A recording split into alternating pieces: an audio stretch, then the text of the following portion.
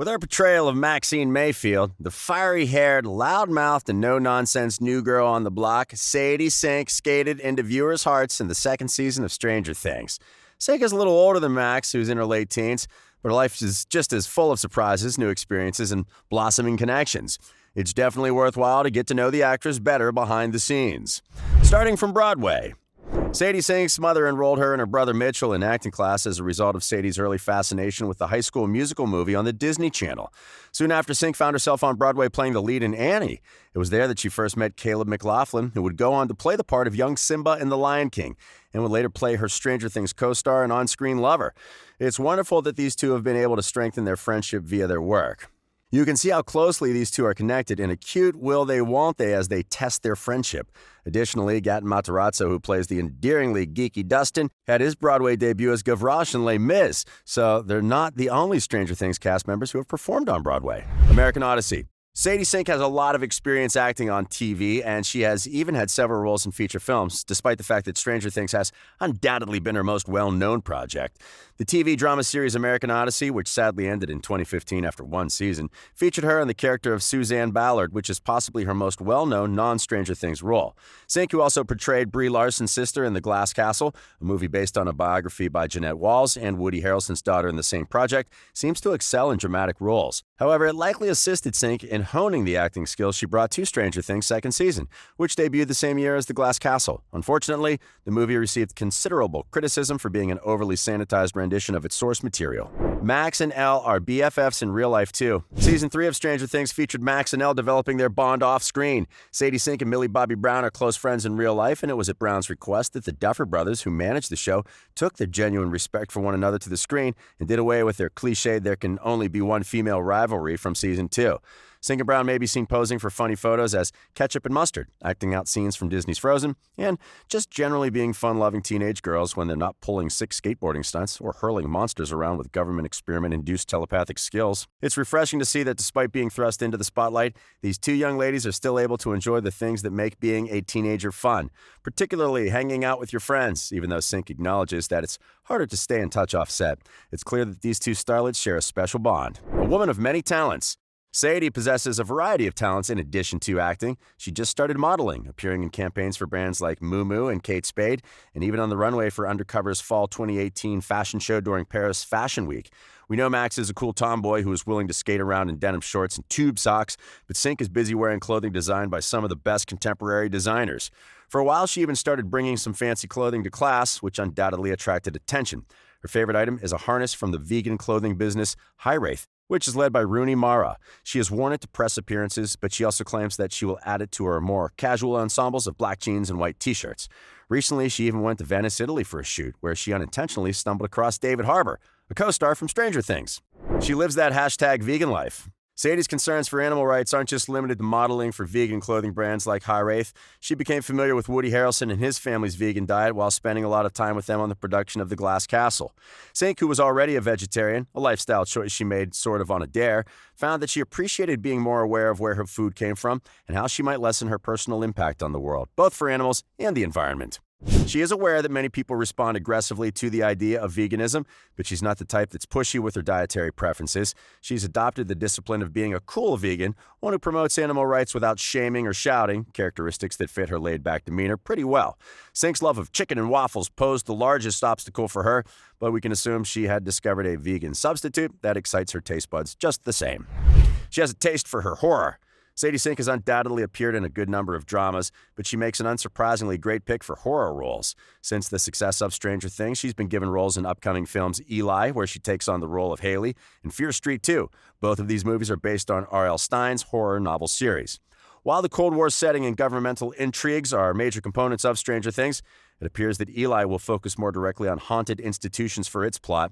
Fear Street 2 is one of a trilogy of movies that will be released in the same year, but that's about all we know. The source material by R.L. Stine is a more mature counterpart to his Goosebumps series for young readers and centers on teens from the hamlet of Shadyside who experience paranormal activity. and a fair amount of horrific and ghastly murders. It would be interesting to see how Sink uses her experience on the Stranger Things set to enhance her portrayal in this movie, because she obviously has experience playing a young girl involved in bizarre things in a throwback setting. The books took place when they were written in the 90s. And how fortunate she is to be able to witness the 80s and 90s without having to personally experience dial-up internet and stir-up leggings during that time. Managing her career and education. Sadie Sink has discovered that juggling her acting, modeling, and school commitments while still preparing for the SAT has left her feeling a little disorganized, even if many of her younger co-stars are carrying on with their education and early adolescent lives as usual. The young actress has enrolled in online classes to lighten her burden a bit. She can easily plan to complete these courses on her own schedule when she isn't rushing around advancing her profession.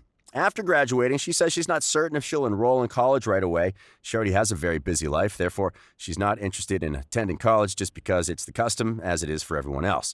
Sink appears to be a sensible person, and whatever her choice of career, she will undoubtedly find it on her own. Talent runs in the family. Sadie Sink is not the only member of her family that makes a living as an actor. Her brother Mitchell, who was enrolled in theatrical classes as a child, was also mentioned earlier. Mitchell assumed the role of Michael in the Broadway production of the Will Ferrell film Elf, while his sister was singing in Annie about her tough existence. In the following year, 2013, he was cast in the Broadway production of Roald Dahl's Matilda, another cherished classic. In Stranger Things Season 2's flashback that served to explain Max's connection with her older stepbrother Billy, their younger sister JC played a young Max. This gave her a chance to share in some of the spotlight. Despite the fact that neither of her siblings appears to be keeping up with their sister's outstanding string of acting, modeling, and TV roles, it'll be intriguing to see if they make more forays into the spotlight in the future. Sadie struggles with imposter syndrome.